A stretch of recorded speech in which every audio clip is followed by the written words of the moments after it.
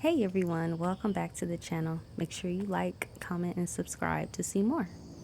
Alrighty, so I want to talk a little bit about my squash plants. I'm growing yellow crookneck squash, and I've had a lot of success with getting lots of flowers. As you can see, this is a female flower. I took that one off because I didn't like how it was situated on the plant, and I'm also trying to get that plant in a healthier state, so I removed that flower so that the plant can focus on roots. I'm also pointing the camera at other plants that I have. Some have actually suffered from the squash vine borer, and a few of these plants did pretty much get eaten from the inside out. So what I have done was I took BT, which is Bacillus thuringiensis. That is a chemical, a bacteria that when ingested, the worms or whatever is eating your plant will have digestion issues and will pretty much starve. So what I've done was I injected the BT using a turkey baster into the stem of each of my plants. Now I know that sounds a little bit intense, but I saw some videos talking about how that could be effective. So I thought, why not? This is my first time growing as many of those female flowers and male flowers at a time. And I have this short window to make sure that these plants are kept alive and kept healthy. So that's what I did. Again, I injected them with the BT in the stem with a turkey baster. And so hopefully these plants can withstand, potential threats, pest threats throughout the rest of the summer. Another thing I did was I've taken male flowers like these I'm holding here, and I began hand pollinating the female flowers. Which lucky lady gets this flower? I'm treating these like The Bachelor, okay? Which lucky lady is going to get a flower today? It happens to be this lady. So by hand pollinating, I can increase the chances of proper pollination on these plants.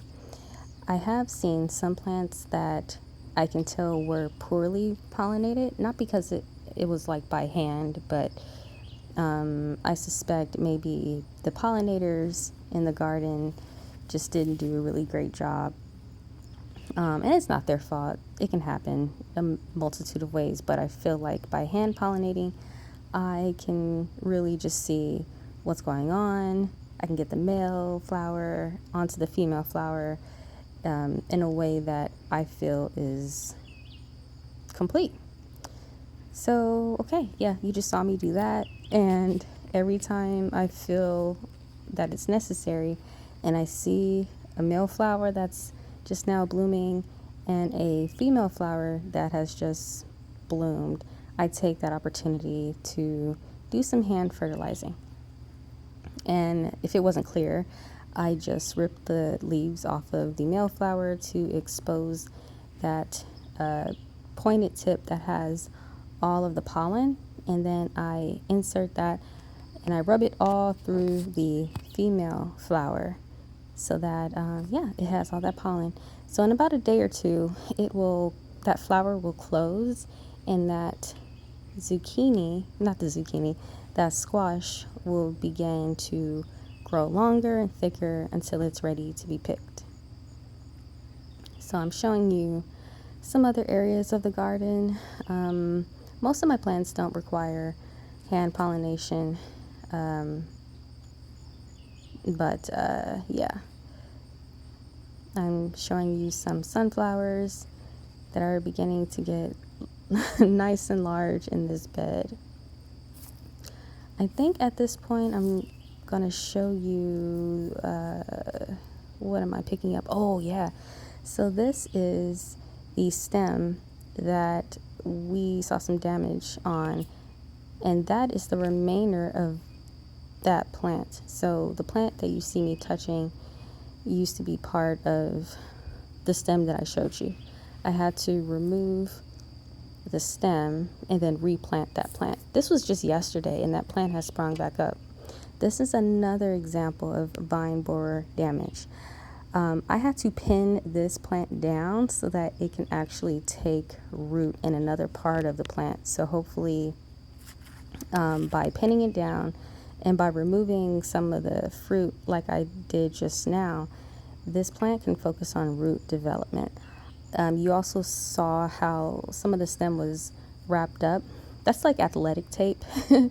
And I did that to ensure that the open area remains closed. I don't want any more insects up in there. So I'm also showing you another cucurbit. This is a cucumber plant, and I also have some beans growing nearby. What else? I don't know what I'm doing with the camera anymore. I'm showing you some tomato leaves. I'm having a horrible tomato season, y'all. Horrible. Nothing is growing for me, even despite having dozens of suckers that I replanted all around the garden. It's just been very lackluster, but that's okay. That's okay because I'm making up for it in other areas, like this hollyhock that I'm dying to see mature. This is also not a good year for bell peppers. I've picked very few bell peppers this season despite having a number of plants in the garden. Same with my strawberries. I have like 3 or 4 strawberry plants growing. This is one of them. This is the mother of a couple of additional plants that were sent out via runners. So I have 2 or 3 in that area, and they're all pretty weak. But that's okay. What else am I showing you? I guess this watermelon plant, which is next to another bell pepper plant. I am taking off some of the lower leaves of this bell pepper plant because I wanted to focus on flower and fruit development. This is another cucumber plant. We see a couple tiny cucumbers growing on there. And then the rest of this bed is mostly beans and cantaloupe.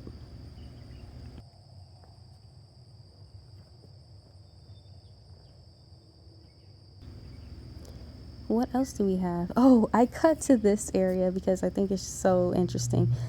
So I have this snake plant growing in this humble little black pot, right? However, what I found was there was a watermelon plant growing, and I just let it continue. And as you can see, the vines are going and going and going all up in this pot next to some lettuce, next to a blueberry plant, and all the way over here. Look at this. It's a tiny watermelon. It can fit in my hand. So I just set it there on a little rock so that it doesn't get too much moisture. I want that thing to live. It's my one and only watermelon, and it was on accident. Well, that's it for this video. Thanks for watching.